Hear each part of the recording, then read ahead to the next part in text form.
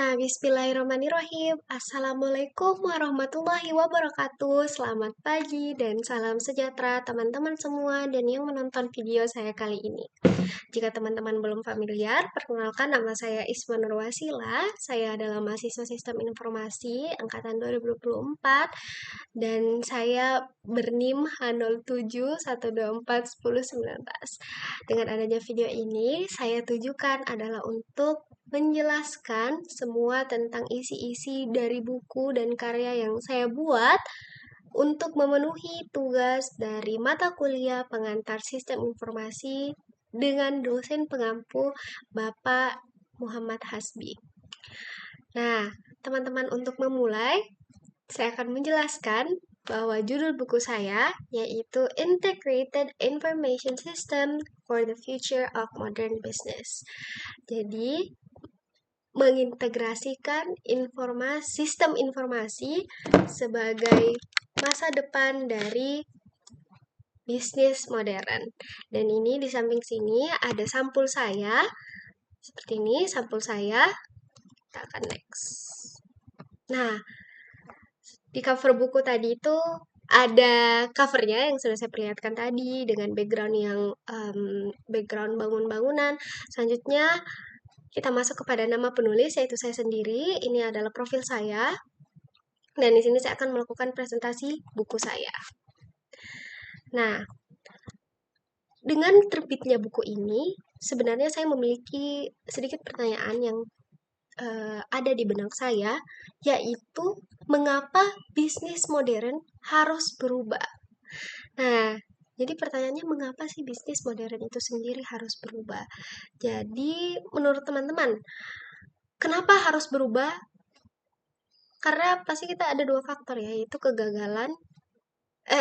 Pasti ada faktor kegagalan dalam berbisnis. Jadi menurut teman-teman, apa itu penyebab dari kegagalan suatu bisnis yang banyak terjadi saat ini? Jadi, adanya kegagalan itu bukan semata-mata karena pesaing. Jadi sebenarnya kita harus memikirkan selain pesaing, apa sih yang membuat banyak bisnis saya ataupun bisnis orang lain itu banyak mengalami kegagalan. Jadi salah satu alasan yang menurut saya utama dan setelah melakukan riset yaitu karena ketidakmampuannya mengelola informasi dengan baik. Jadi kita harus tahu bahwa sistem informasi yang sekarang terintegrasi kini menjadi penentu utama keberhasilan atau kegagalan bisnis. Itulah mengapa saya mengatakan bahwa mengapa bisnis modern harus berubah sesuai dengan adanya perkembangan teknologi. Jadi kita juga harus memikirkan, jadi teknologi itu membuat bisnis lebih mudah atau lebih rumit. Nah, dengan melalui adanya sistem informasi yang terintegrasi dan teknologi informasi, kita bisa mengetahui dong apakah teknologi itu membuat bisnis lebih mudah atau lebih rumit. Nah, selanjutnya tujuan saya membuat buku ini, yang pertama penjelasan pentingnya sistem informasi. Jadi, pastinya untuk memberikan exposure kepada audiens dan pembacanya untuk memahami apa sih peran sistem informasi dalam bisnis modern ini. Selanjutnya, yang pastinya saya tahu itu untuk integrasi teknologi dan data, menggambarkan pemahaman menyeluruh tentang teknologi dan data. Selanjutnya, studi kasus nyata. Jadi dalam buku itu saya menerangkan apa sih contoh penerapan sistem informasi dalam bisnis yang sesungguhnya.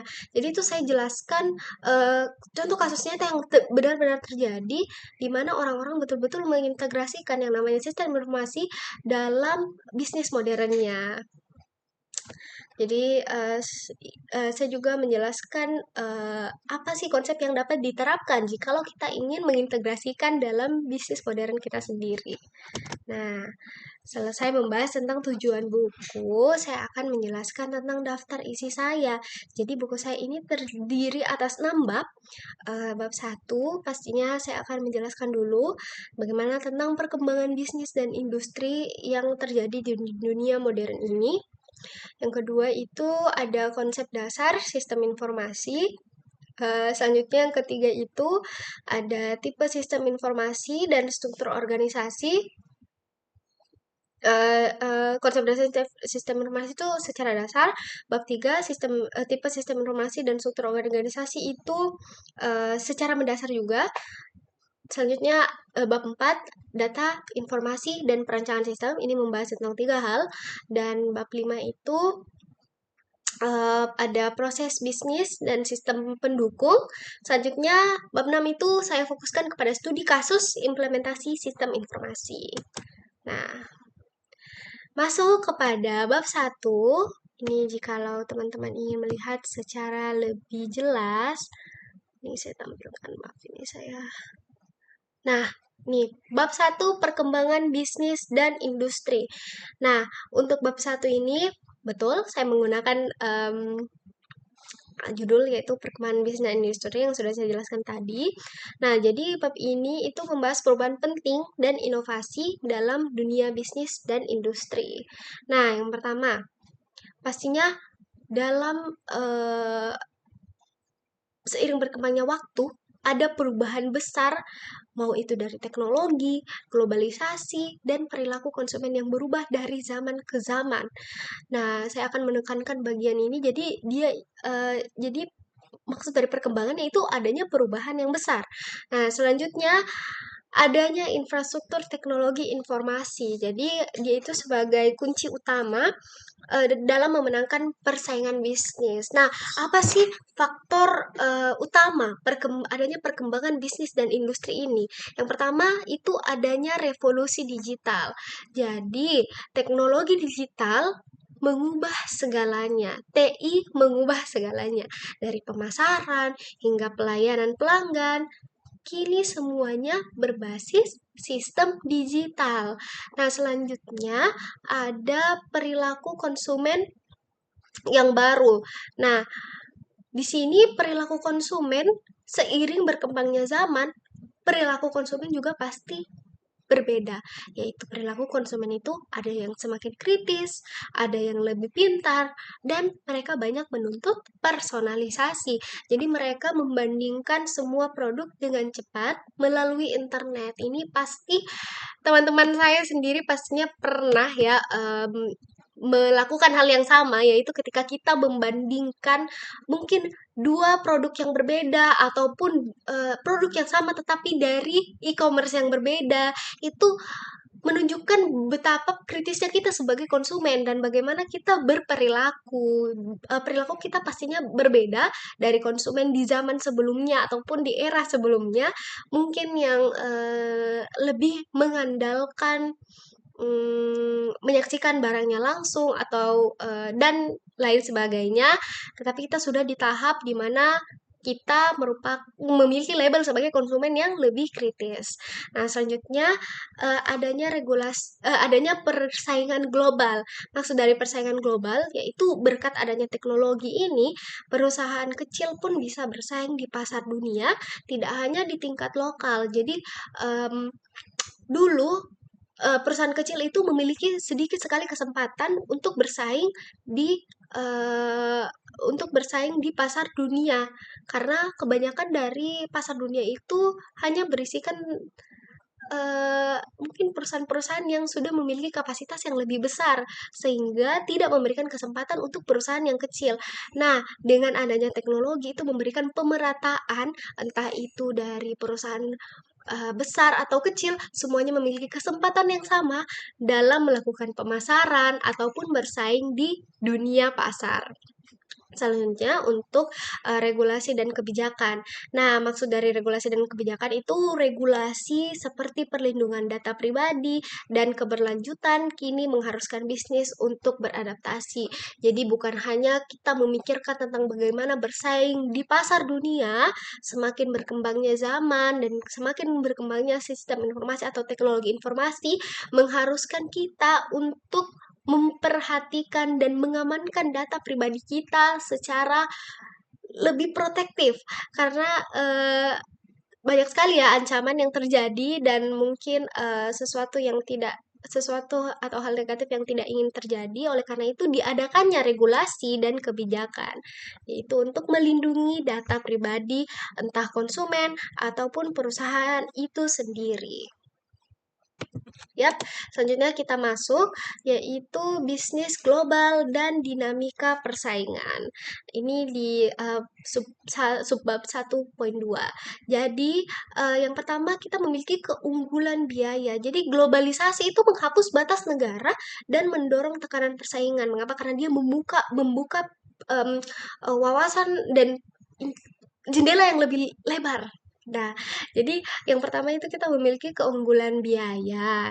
Nah, keunggulan biaya itu siapa yang efisien, dialah yang bertahan. Jadi jika dia mungkin memberikan suatu layanan yang lebih efisien ataupun entah itu layanan atau jangankan layanan, mungkin kualitas saja. Bicara tentang kualitas, maka dialah yang bertahan karena kita berbicara tentang bagaimana kita ingin dalam bisnis global itu bisnis kita bertahan dan kita tidak ingin gagal. Selanjutnya, yang kedua ada diferensiasi produk. Jadi produknya itu harus different atau berbeda dari yang lain, harus unik ya dengan tanda kutip untuk bisa bersaing. Selanjutnya, segmen fokus ya. Jadi kita harus menguasai segmen kecil jauh lebih efektif daripada mencoba menguasai semua. Jadi mungkin kita berfokus saja kepada satu alih-alih ingin menguasai semua itu menurut dari dalam buku saya itu lebih efektif jika kita ingin berfokus saja kepada satu. Selanjutnya, inovasi dan respon yang cepat. Jadi untuk mengikuti adanya perkembangan, kita harus pastinya cepat, bisnis itu harus cepat beradaptasi terhadap perubahan tren pasar. Ini sangat-sangat penting. Nah, lanjut kita di subbab 1.3 yaitu infrastruktur teknologi informasi. Nah, infrastruktur teknologi informasi komponen utamanya yang pertama ada hardware. Hardware itu seperti komputer, server, perangkat jaringan. Selanjutnya software ada aplikasi bisnis, sistem ERP atau CRM. Selanjutnya ada network, jadi seperti konektivitas internet, VPN dan intranet. Selanjutnya ada data center, seperti penyimpanan data secara terpusat dan aman. Nah, dari ini semua adanya evolusi dari mainframe ini, kita menghadirkan yang namanya, jadi dari dia seperti mainframe diisi internet cloud, sekarang di masa sekarang kita mempunyai apa? Kita mempunyai edge computing, kita mempunyai Internet of Things atau IoT, kita mempunyai artificial intelligence atau AI, dan kita mempunyai quantum computing. Jadi sebenarnya perkembangannya sangat cepat ya dan sangat melesat. Nah, selanjutnya, apa sih peran teknologi dalam transformasi bisnis? Nah, ini menjelaskan di subbab buku saya di 1.4. Jadi, teknologi itu menciptakan model bisnis yang baru dan menciptakan ekosistem digital yang baru. Yang pertama, seperti yang pertama itu digitalisasi model bisnis, betul terjadi digitalisasi, dan yang kedua ada platform digital dan ekosistem inovatif. Jadi platform digital dan ekosistem inovatif ini contohnya seperti teman-teman ketahui seperti e-commerce yaitu Amazon, Tokopedia, Shopee, Bukalapak, Alibaba. Nah, selanjutnya ada personalisasi massal dan model langganan. Jadi personalisasi massal dan model langganan itu seperti yang teman-teman ketahui yang mengharuskan kita untuk berlangganan ya, seperti Spotify, pastinya teman-teman banyak yang menggunakan Spotify di sini, ataupun aplikasi layanan streaming seperti Netflix, Disney Hotstar, Amazon Prime, dan masih banyak lagi, di mana mereka mengandalkan langganan bulanan. Nah, selanjutnya ada sharing economy. Sharing economy ini seperti Uber, Grab, Gojek, Airbnb, seperti seperti Traveloka, Agoda. Nah, itu semua namanya sharing economy. Nah, semua ini teman-teman terjadi karena kekuatan teknologi informasi. Jadi perannya sangat besar ya teman-teman jika kita saksikan penjelasan saya tadi. Nah, lanjut. Jadi eh, kesimpulan dan langkah selanjutnya ini belum belum wrap up yang saya jelaskan tadi, akan lanjut kepada PowerPoint berikutnya. Jadi yang pertama itu kita harus pahami sistem informasi, kita ikuti perkembangan teknologi, implementasi studi kasus, dan transformasi bisnis. Jadi bab 1 itu menjelaskan full tentang ini. Jadi kita masuk kepada presentasi bab kedua.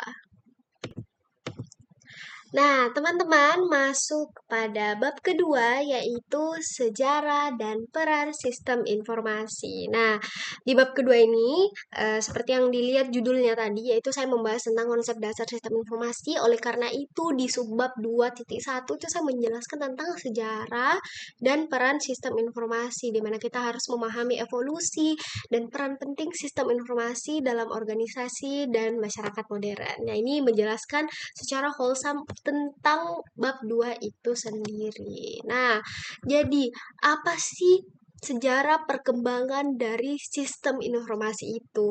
Nah, teman-teman, sejak zaman prasejarah, manusia itu sudah berusaha menyampaikan informasi, entah itu lewat gambar di gua, entah itu lewat simbol, ataupun bahasa yang sampai sekarang kita gunakan.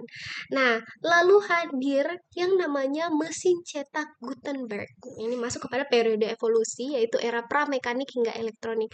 Nah, jadi mesin cetak pertama ini yang dibuat oleh Gutenberg itu merevolusi yang namanya penyebaran informasi. Jadi dari situ kita masuk kepada abad 20, di mana abad 20 ini kita mengenal komputer generasi pertama. Jikalau teman-teman ingat ataupun mungkin sambil mendengarkan penjelasan ini, teman-teman bisa Google atau searching bagaimana sih sebenarnya bentuk dari komputer generasi pertama itu. Jikalau kalian lihat, bentuknya itu sangat besar. Beda sekali dengan komputer yang sekarang kita sering gunakan, bentuknya itu sangat besar. Dan diketahui komputer generasi pertama itu lambat. Tapi tanpa kita sadari, ini itu menjadi langkah revolusioner pertama. Jadi dari komputer generasi pertama hingga selanjutnya mengikuti perkembangan zaman, dari zaman ke zaman, sampai kita dapat ke cloud dan artificial intelligence ini. Dengan adanya satu saja itu, kita akhirnya bisa berkembang dari zaman ke zaman. Jadi sehingga kita menemukan cloud computing dan artificial intelligence yang dimana mereka membantu informasi itu berpindah secepat kilat dan melintasi benua dalam hitungan detik. Jadi dari komputer yang lambat dan terlalu besar, akhirnya kita dari adanya perkembangan ini dan globalisasi ini, kita akhirnya bisa sampai kepada cloud computing dan artificial intelligence. Itu menunjukkan betapa sebenarnya zaman itu terus berkembang sebagaimanapun teknologi informasi kita semua. Nah, jadi sistem informasi manajemen juga itu mendukung transformasi ERP CRM dan mendukung bisnis terpadu. Jadi evolusi ini membentuk dasar dari sistem informasi modern. Next, nah apa sih peran sistem informasi dalam organisasi dan masyarakat? Nah, kira-kira apa nih teman-teman peran sistem informasi dalam organisasi dan masyarakat? Yang pertama, dia itu meningkatkan efisiensi operasional, di mana proses operasional itu dioptimalkan sehingga dia lebih cepat dan lebih murah. Selanjutnya, dia mendukung pengambilan keputusan. Jadi dengan adanya analisis data dan keputusan rapat dapat memberikan data yang akurat untuk pemimpin jikalau kita misalkan sedang dalam musyawarah dan sebagainya. Selanjutnya, dia itu mendukung mendorong adanya inovasi dan komunikasi, di mana dia mempercepat adanya inovasi dan pendidikan digital.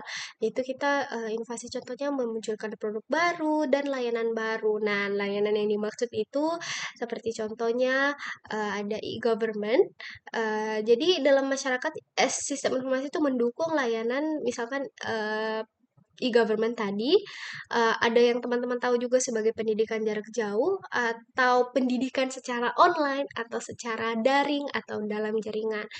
Yang sampai sekarang dan saat ini saya gunakan, jadi Zoom itu termasuk sebagai inovasi dari teknologi informasi atau sistem informasi yang sekarang kita bahas ini dan sampai sekarang masih banyak diterapkan mau di perkuliahan ataupun pendidikan secara umumnya. Selanjutnya ada telemedicine untuk meningkatkan akses. Nah, yang dimaksud ini layanan akses kesehatan online. Dan selanjutnya ada smart city berbasis data atau e-government. Nah, jadi dunia hari ini bergerak karena apa teman-teman? Karena sistem informasi. Yap, lanjut. Nah, kita masuk kepada studi kasus sistem informasi. Saya akan lanjut kepada slide selanjutnya.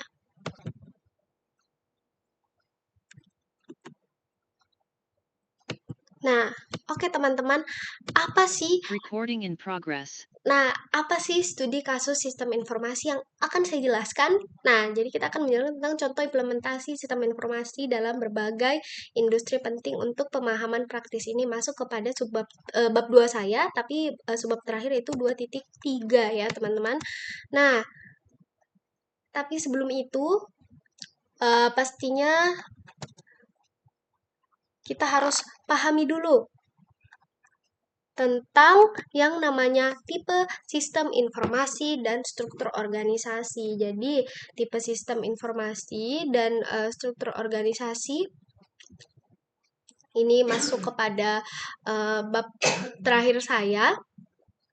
Nah, yang pertama itu ada tipe sistem informasi di mana ada klasifikasi dan fungsi sesuai tujuan organisasi dan ada struktur organisasi yang dimana mendukung yang namanya implementasi dan penggunaan sistem. Terus ada hubungan ribet yang perlu penyesuaian dan kebutuhan departemen. Nah, selanjutnya di sini inti utama itu menjelaskan struktur organisasi. Jadi struktur organisasi itu ada struktur organisasi fungsional.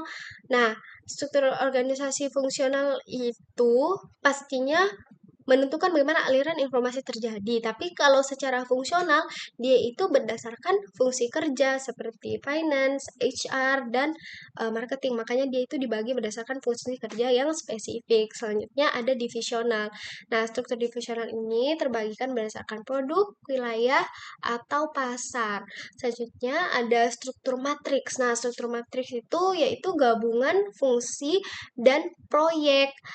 Maksud dari ini gabungan dua struktur itu tapi dia fleksibel dan kompleks.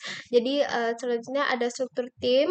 Struktur tim itu yang otonom dan fokus proyek tertentu dan virtual itu organisasi berbasis internet tanpa kantor fisik. Oleh karena itu dia itu mendorong adanya fleksibilitas kerja, jarak jauh, dan kolaborasi. Itu jenis-jenis dan 4 jenis struktur yang saya jelaskan di buku saya. Nah, selanjutnya kita masuk di 3.2, kebutuhan informasi dalam organisasi. Nah, yang pertama, kebutuhan informasi berada di tiap bagian organisasi pastinya. Nah, ini kita bagi menjadi 4. Yang pertama, dalam marketing. Nah, dalam marketing apa sih itu kebutuhan informasi di organisasi? Nah, pastinya dalam marketing itu kita pastinya butuh informasi tentang yang pertama, analisis pasar, dan yang kedua tentang perilaku pelanggan. Jadi kita ingin tahu bagaimana analisis pasar di setiap waktunya ataupun perilaku pelanggan tentang entah itu pemasaran ataupun bagaimana lakunya produk yang kita jualkan, produk atau layanan yang kita jual. Selanjutnya ada HR atau human resource. Di sini kita butuh informasi tentang pastinya data karyawan seperti rekrutmen atau manajemen karyawan. Yaitu kita butuh informasi untuk setiapnya. Selanjutnya ada finance. Nah, maksud dari finance itu pastinya kita butuh laporan keuangan real time tentang yang pertama ada pengelolaan anggaran, yang kedua ada laporan keuangan, yang terakhir operasional atau produksi. Pastinya kita butuh data informasi tentang pengawasan manufaktur dan optimalisasi proses. Nah, kita butuh data untuk produksi dan distribusi itu. Nah, selanjutnya kita di bab 3.3 yaitu sistem informasi berbasis komputer. Nah, beberapa jenis sistem informasi yang umum digunakan yaitu ERP. Nah, ERP itu integrasi sumber daya perusahaan. ERP itu adalah kependekan dari Enterprise Resource Planning. Jadi dia itu sistem terpadu untuk semua proses bisnis. Lanjut, kita ada CRM. CRM itu Customer Relationship Management. Jadi dia itu mengelola hubungan pelanggan. Jadi manajemen hubungan pelanggan. Soalnya ada SCM atau Supply Chain Management. Nah, Supply Chain Management itu mengoptimalkan rantai pasok dari supplier ke konsumen atau dia itu pengelolaan rantai pasokan, betul sekali. Selanjutnya ada DSS atau Decision Support System, yang dimana dia memberikan data dan analisis untuk membantu keputusan strategis. Jadi bayangkan misalkan ERP ini yang saya jelaskan pertama itu sebagai otak yang mengatur seluruh tubuh perusahaan. Jadi itulah yang menekankan betapa pentingnya ERP atau Enterprise Resource Planning itu sendiri. Nah, kita masuk kepada subbab 3.4 yaitu infrastruktur teknologi informasi yang sudah saya jelaskan tadi ya. Jadi infrastruktur teknologi informasi itu harus mencakup yang pertama hardware yaitu perangkat fisik teknologi informasi, yang kedua ada software tentang program dan aplikasi seperti aplikasi bisnis, sistem keamanan, selanjutnya ada network yaitu koneksi antar perangkat seperti koneksi internet, wifi atau VPN, dan selanjutnya ada data and cloud. Data center and cloud ini untuk penyimpanan agar membuat penyimpanan aman dan skalabel. Nah, tanpa infrastruktur yang kuat, sistem informasi tidak bisa berjalan efektif. Ini juga ada fasilitasnya yaitu data center dan ruang server. Nah, kita masuk kepada bab 4 yaitu data, informasi, dan perancangan sistem. Nah, jadi teman-teman di bab 4.1 sebelum masuk ke sana ya, kita harus tahu dulu data itu apa. Nah, data itu aset penting dalam era digital. Informasi sebagai keunggulan kompetitif organisasi dalam peran di buku ini, dan kita harus rancang sistem untuk mengoptimalkan pemanfaatan data. Nah, jadi bagaimana sih pentingnya data dan informasi itu? Jadi pertama, kita harus pelajari ya, bagaimana sumber data dan cara memperolehnya. Jadi di era ini, data itu bukan lagi sekedar catatan, tetapi sebagai aset yang berharga. Makanya di slide sebelumnya saya jelaskan ya, bahwa dia adalah aset. Jadi tanpa data yang akurat, perusahaan akan berjalan tanpa arah. Jadi data yang diolah dengan baik menjadi informasi. Nah, dan jadi data yang diolah dengan baik menjadi informasi. Nah, informasi inilah yang menjadi dasar dalam mengambil keputusan yang strategis. Nah, jadi siapa yang mampu mengolah data, dialah yang memimpin pasar. Oleh karena itu kita belajar bagaimana sih pentingnya untuk mendapatkan data dan bagaimana cara memperolehnya. Yang pertama, ada data internal. Nah, data internal ini terdiri atas data transaksi pelanggan, catatan keuangan, dan inventaris produk.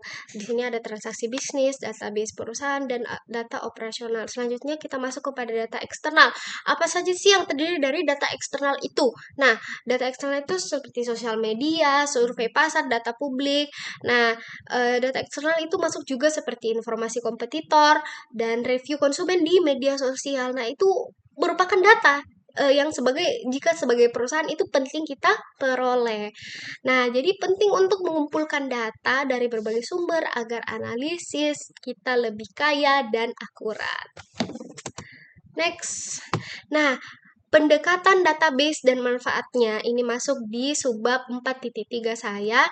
Jadi database itu adalah wadah utama semua data perusahaan. Jadi database terstruktur database yang baik itu database yang terstruktur. Dia menyimpan data secara sistematis, secara rapi, dan mudah diakses. Jadi dia memudahkan akses cepat, menjaga keamanan, dan dan privasi informasi. Nah, bayangkan database sebagai perpustakaan raksasa yang sangat teratur.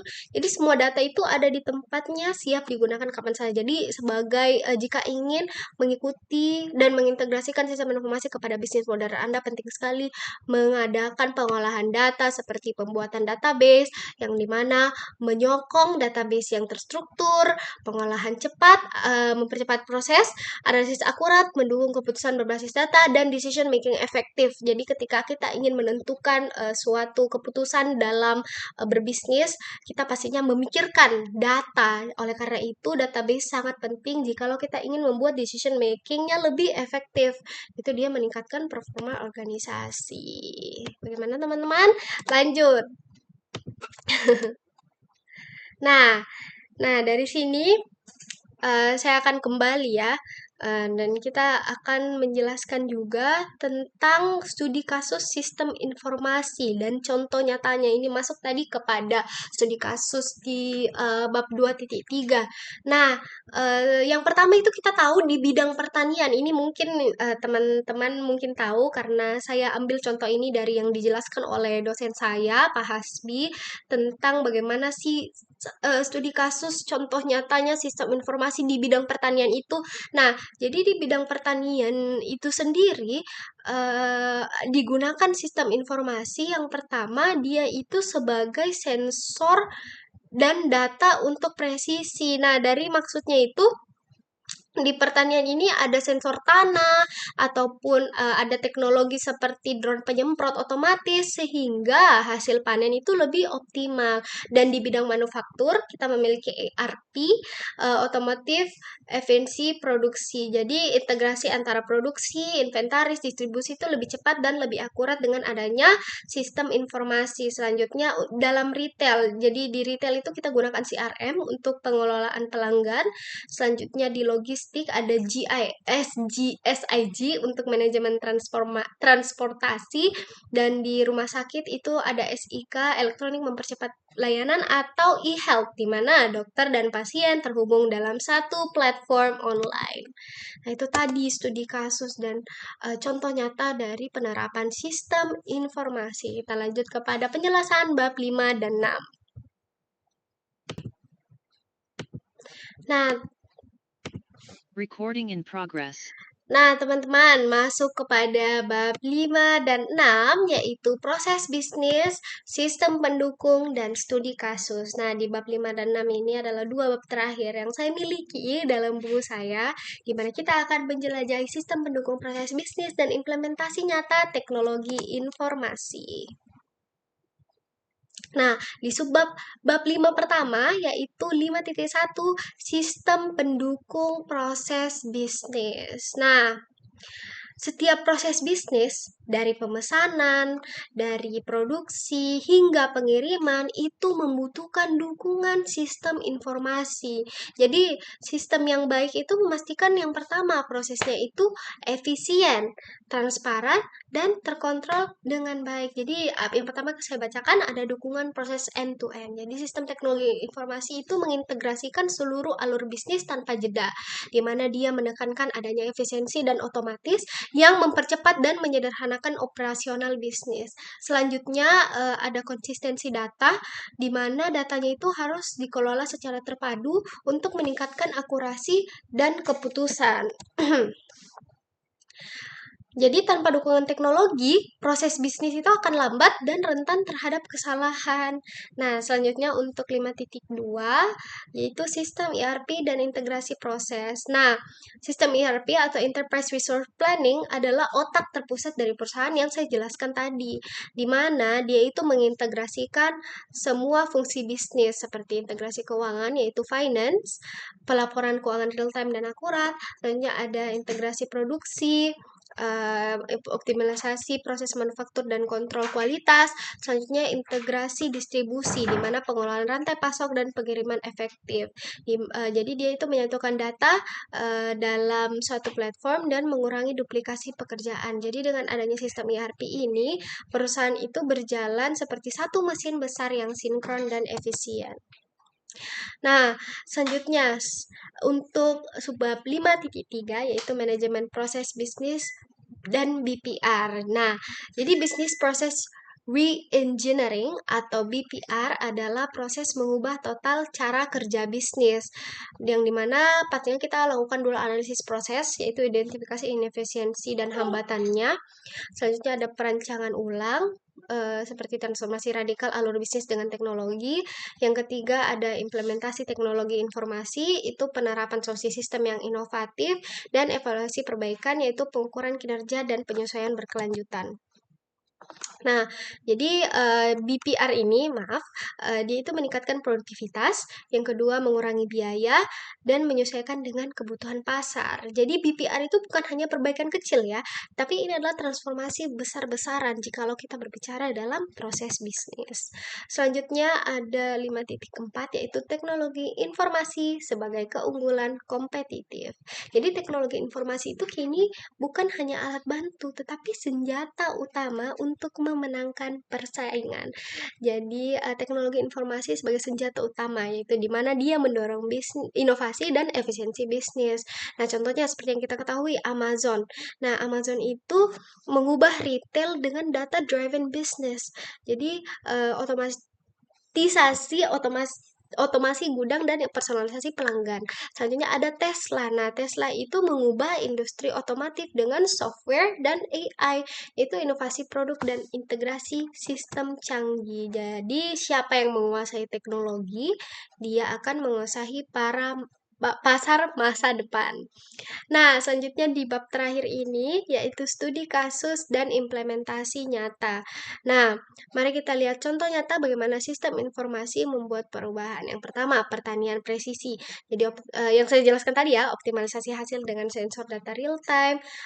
Selanjutnya ada ERP manufaktur, pengelolaan sumber daya dan produksi terintegrasi, CRM retail, meningkatkan hubungan dan loyalitas pelanggan, SIG logistik, pengaturan rute dan distribusi secara efisien, dan SIK rumah sakit yaitu manajemen layanan kesehatan dan data pasien terpusat. Nah, jadi kita masuk kepada subbab terakhir. Itu tadi yang saya jelaskan itu semua bukti nyata ya bahwa teknologi itu mengubah dunia. Selanjutnya kita masuk kepada subbab terakhir yaitu penerapan teknologi baru atau jadi penerapan teknologi baru atau TI.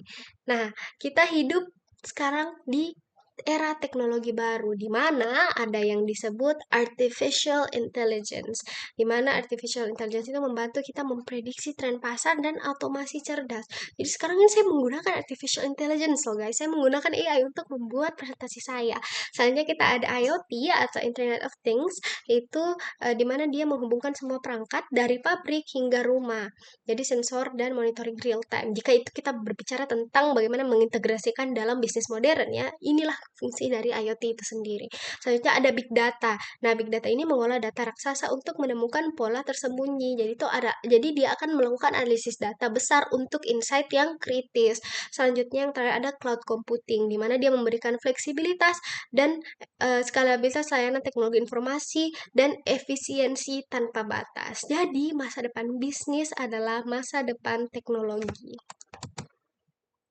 Jadi, kesimpulan dari presentasi saya yang pertama, teman-teman sekalian, dunia bisnis modern adalah dunia yang berbasis informasi. Jadi sistem informasi yang baik adalah pondasi atau tulang punggung untuk berkembang, di mana dia berkembang secara fundamental bagi kelangsungan bisnis modern.